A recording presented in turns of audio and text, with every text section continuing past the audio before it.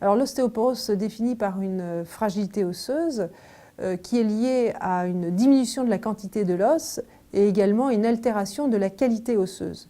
Et donc ces deux composantes vont aboutir à une véritable complication qui est la fracture et qui est une complication clairement sérieuse.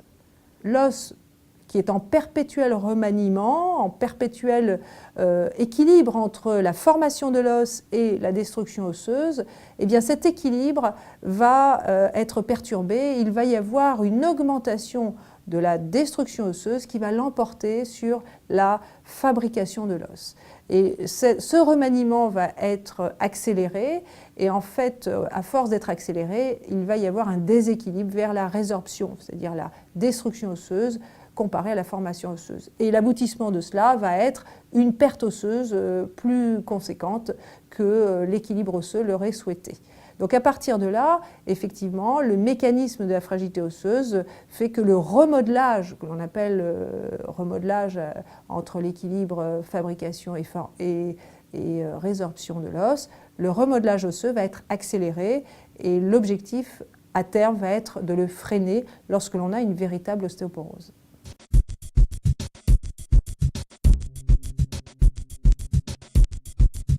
En termes de facteurs de risque, principalement, on va dire que les femmes sont touchées du fait de la ménopause, puisque à la ménopause, il y a une carence en hormones estrogènes, et les estrogènes sont des hormones qui limitent la fragilité osseuse, en tous les cas qui protègent de l'os.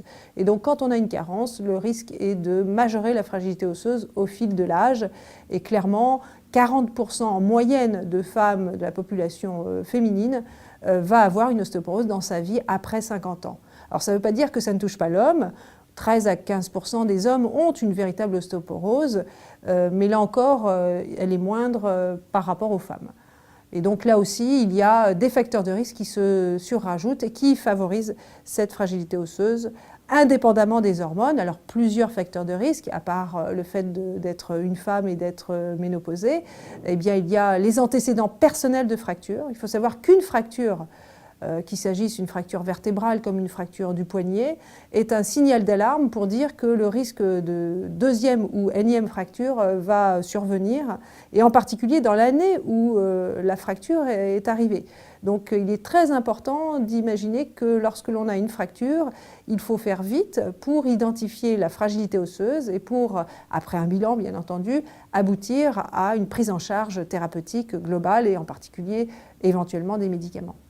Donc parmi les autres facteurs de risque, il y a les antécédents familiaux de fracture et en particulier la fracture du col du fémur chez le papa ou la maman, qui est un facteur de risque pour l'enfant, et d'autres facteurs de risque qui sont malgré tout non négligeables, que sont les patients qui sont sous corticoïdes par voie générale sur une période de plus de 3 mois. Ce sont des patients à risque car les corticoïdes fragilisent l'os, selon les individus, pas chez tout le monde, mais selon les individus. Donc il est indispensable de faire une évaluation de l'état osseux au moment de l'introduction de la corticothérapie, si on sait que c'est sur du long terme, et d'évaluer la fragilité osseuse en tant que telle sous traitement.